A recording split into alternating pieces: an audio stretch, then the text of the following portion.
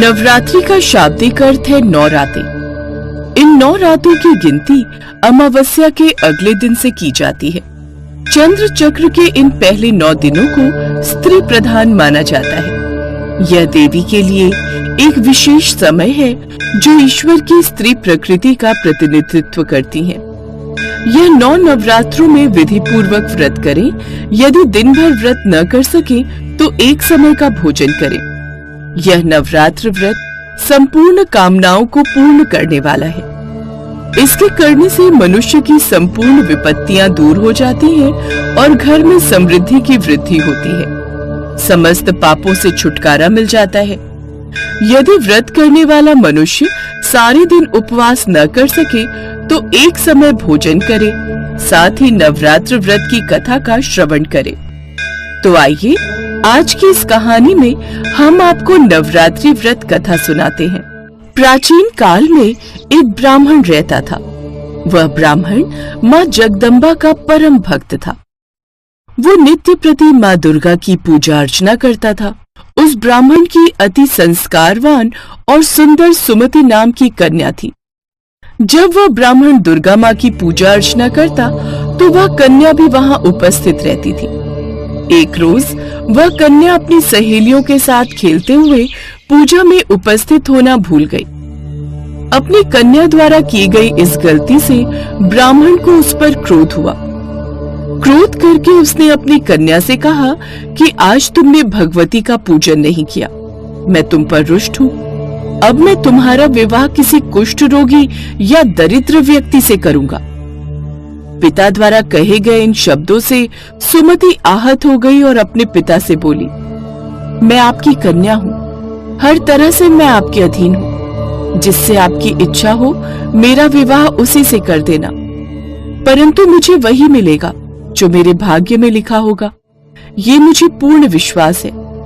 जैसे अग्नि में घी डालने से अग्नि अत्यधिक प्रज्वलित होती है, ऐसे ही बेटी द्वारा कहे गए शब्दों से वो ब्राह्मण और ज्यादा क्रोधित हो जाता है और क्रोध की अग्नि में जलते हुए उसने अपनी कन्या का विवाह एक कुष्ठ रोगी से कर दिया और अपनी पुत्री से बोला, हे पुत्री, अब तुम अपना कर्म फल भोगो, देखते हैं भाग्य के भरोसे तुम क्या कर सकती हो। वो कन्या ऐसा पति पाकर दुखी थी, लेकिन उसने सोचा कि भाग्य के लिखे को कोई नहीं मिटा सकता। ऐसा सोचकर वो अपने पति के साथ वन में चली गई। वो रात्रि उन दोनों ने बड़े ही कष्ट से व्यतीत की। सुमति की ऐसी दशा देखकर देवी भगवती वहां प्रकट हुई और बोली, पुत्री, मैं तुम पर प्रसन्न हूँ, तुम जो चाहो मुझसे मांग सकती हो। एकाएक अपने सामने ऐसी दिव्य रूपी शक्ति को देखकर वो चौंक गई और दोनों पति पत्नी हाथ जोड़कर उनके सामने खड़े हो गए। फिर सुमति माँ भगवती से बोली, आप कौन हैं और मैंने ऐसा कौन सा पुण्य किया है जिस वजह से मुझे आपकी ये कृपा प्राप्त हो रही है। उसकी बातें सुन माँ भगवती ने उससे कहा, मैं आदि शक्ति भगवती जगदम्बा हूँ। मैं तुझ पर तेरे पूर्व जन्म के पुण्य के प्रभाव से प्रसन्न हूँ। तू जो चाहे मुझसे मांग ले। कन्या ने हाथ जोड़कर माता से पूछा, माँ, मैं पूर्व जन्म में कौन थी और मैंने ऐसा क्या किया जो आपकी कृपा मुझे प्राप्त हुई। तब माता रानी बोली, सुनो, तुम पूर्व जन्म में एक भील की स्त्री थी। एक दिन परिस्थितियों के वशीभूत होकर तुम्हारे पति ने चोरी की।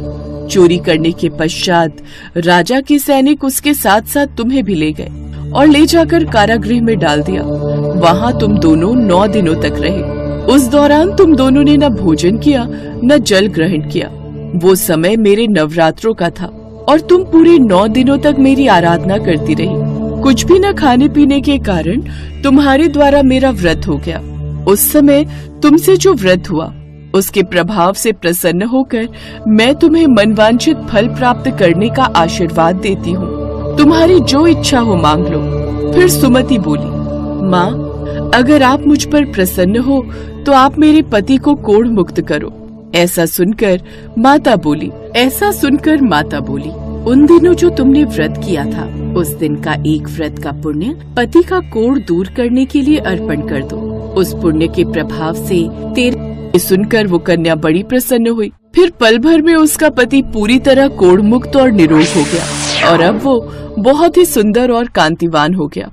अपने पति की ऐसी काया देखकर वह कन्या देवी की स्तुति करने लगी और बोली, आप दूसरों की दुर्गति को दूर करने वाली, तीनों लोगों के संकटों को दूर हरने वाली, तीनों लोगों के संकटों को हरने वाली और समस्त दुखों को दूर करने वाली, रोगी मनुष्यों को निरोग वाली, समस्त दुखों को हरने वाली, प्रसन्न होकर मनवांछित फल देने वाली जगत माता हो।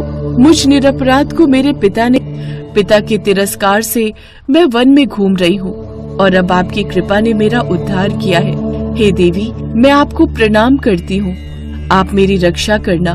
उसकी ऐसी स्तुति सुनकर देवी बहुत प्रसन्न हुई और उन्होंने उसको अति बुद्धिमान, धनवान और जितेंद्रिय पुत्र शीघ्र प्राप्त होगा ऐसा आशीर्वाद दिया। तो इस प्रकार देवी भगवती ने सुमति पर अपनी कृपा की। जैसी कृपा माँ भगवती ने सुमति पर की, ऐसी कृपा वो सब पर करे।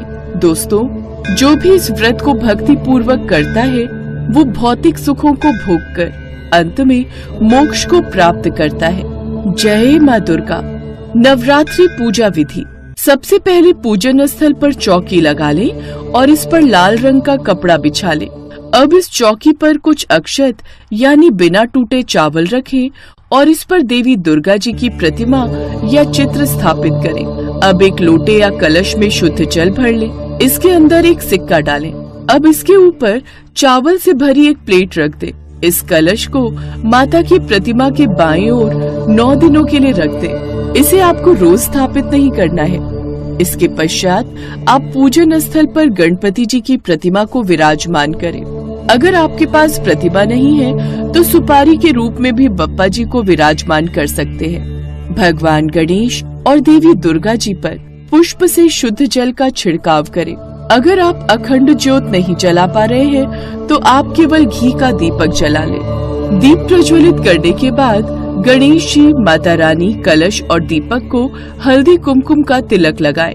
भगवान गणेश और देवी जी को वस्त्र स्वरूप कलावा या मौली अर्पित करें, साथ ही फूल भी अर्पित करें।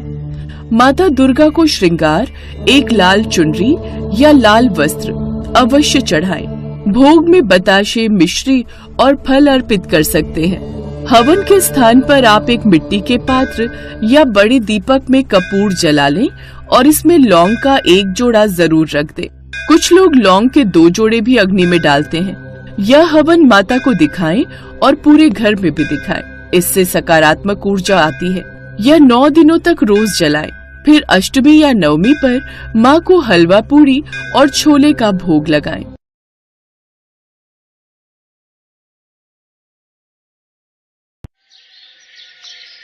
हिंदू धर्म में नवरात्रि व्रत का बहुत महत्व है।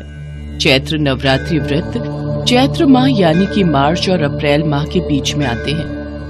नवरात्रि में माँ दुर्गा के 9 रूपों की पूजा आराधना की जाती है। धार्मिक मान्यता है कि जो कोई भी मनुष्य माँ दुर्गा की पूजा आराधना सच्ची श्रद्धा और निष्ठा से करता है, उसे मन वांछित फल की प्राप्ति होती है। यह नवरात्रि व्रत संपूर्ण कामनाओं को पूर्ण करने वाले हैं। चैत्र नवरात्रि से जुड़ी एक पौराणिक कथा के अनुसार एक बार बृहस्पति देवता ब्रह्मा जी के समक्ष उपस्थित थे। वार्तालाप करते हुए उन्होंने चैत्र नवरात्रि के व्रत का फल जानने की इच्छा जताई। हे ब्रह्मदेव, कृपया करके बताइए कि चैत्र मास के नवरात्रि व्रत का क्या फल है तथा इसे किस प्रकार किया जाता है, ये सब विस्तार से कहिए। हे बृहस्पति, प्राणियों के हित की इच्छा से आपने बहुत उत्तम प्रश्न किया है। जो मनुष्य सर्व मनोरथ पूर्ण करने वाली माँ दुर्गा की आराधना करके नवरात्रि व्रत पूर्ण करता है, उस व्यक्ति के जीवन में सभी सुखों का वास होता है। ये चैत्र नवरात्र व्रत बहुत ही फलदायी है। देवी शक्ति माँ दुर्गा का आह्वान करके इस व्रत को करने से सुहागन स्त्रियों को सुहाग की लंबी उम्र, निसंतान को संतान तथा कुंवारी कन्याओं को उचित वर की प्राप्ति होती है। ये व्रत निर्धन को धनवान बनाने वाला है। रोगी को निरोगी काया देने वाला है। इस व्रत को करने से घर में सुख समृद्धि का वास होता है तथा सभी प्रकार के दुखों से मुक्ति मिलती है और प्रत्येक मनुष्य को मोक्ष की प्राप्ति होती है। हे बृहस्पति, मैं आपको चैत्र नवरात्रि व्रत से जुड़ी एक फलदायी कथा सुनाता हूं। प्राचीन काल में एक ब्राह्मण था जो कि मां दुर्गा का परम भक्त था। मां दुर्गा की कृपा से उसके घर एक कन्या का जन्म हुआ जिसका नाम सुमति रखा गया। सुमति संपूर्ण सद्गुणों से युक्त एक सुंदर और तेजस्वी कन्या थी। वो ब्राह्मण नित्य दुर्गा पाठ के बाद हवन करता तो उसकी पत्नी के साथ साथ पुत्री सुमति भी उपस्थित रहती। एक दिन सुमति उपस्थित नहीं हुई। वो अपनी सहेलियों के साथ बाजार चली गई। तब उसके पिता को बड़ा क्रोध। आज सुमति पूजा में उपस्थित नहीं हुई, कहां है वो? ऐसे क्रोध न करो, वो अपनी सहेलियों के साथ बाजार गई है। भाग्यवान, तुम ये बात नहीं समझोगी। सुमति अब बच्ची नहीं रही, वो बड़ी हो चुकी है। कुछ समय बाद उसका विवाह होगा। उसे अपनी जिम्मेदारियों को समझना चाहिए। उसे पता है मैं पूजन और हवन में किसी प्रकार की अवहेलना नहीं सहन करता। उसे पूजन और हवन में उपस्थित रहना चाहिए था। तभी सुमति आ जाती है। तुमने ये सही नहीं किया। तुम्हें पता था कि पूजन और हवन का समय हो रहा है, पर तुम बाजार घूमने चली गई। तुम्हें पता भी है कि तुमने कितना घोर पाप किया है। अब मैं इसकी सजा तुम्हें अवश्य दूंगा। मैं तुम्हारा विवाह किसी निर्धन या फिर रोगी कोढ़ी से कर दूंगा। क्रोध में आकर अपनी बेटी के साथ ऐसा अन्याय मत करो, उससे भूल हुई है। माँ, कोई बात नहीं, यदि पिताजी ऐसा ही चाहते हैं तो ऐसा ही होगा। पिताजी, आप मेरे पिता हैं। आप मेरा विवाह जहां भी करें, मैं खुशी खुशी स्वीकार कर लूंगी। आप चाहे मेरा विवाह जिससे भी करें, पर मेरे भाग्य में जो लिखा है वही मुझे मिलेगा। तब सुमति के पिता ने क्रोधवश उसका विवाह एक कोढ़ी व्यक्ति के साथ निर्विघ्नं कुरु मे देवः जिसके सर्वकार्येषु पूरे सर्वदा शरीर में वक्रतुंड कोढ़ महाकाय निकला हुआ था। सूर्यकोटि संप्रभा विवाह होते ही निर्विघ्नं कुरु मे एक देवः बार सर्वकार्येषु सुमति ने सर्वदा सोचा कि ये उसके साथ क्या हो गया। वक्रतुंड महाकाय पर सूर्यकोटि वो संप्रभा समझ गई निर्विघ्नं कुरु मे कि देवः शायद सर्वकार्येषु ये सर्वदा सब वक्रतुंड उसके महाकाय भाग्य में सूर्यकोटि लिखा था। संप्रभा। तब वो निराश होकर अपने पति के साथ जंगल में भटक भटक के जीवन बिताने लगी। जंगल में भयानक जानवर कभी कभी सुमति को डरा देते थे। सुमति मां दुर्गा का नाम लेती थी क्योंकि वो बचपन से ही अपने पिता को मां दुर्गा की स्तुति करते देखती आई थी। हे माँ दुर्गा, मैंने बचपन से ही पिताजी के साथ आपका नाम लिया है, आपको पूजा है। मेरी सहायता करो देवी मैया। मैं इस बियाबान जंगल में अपने पति के साथ दर दर भटक रही हूँ।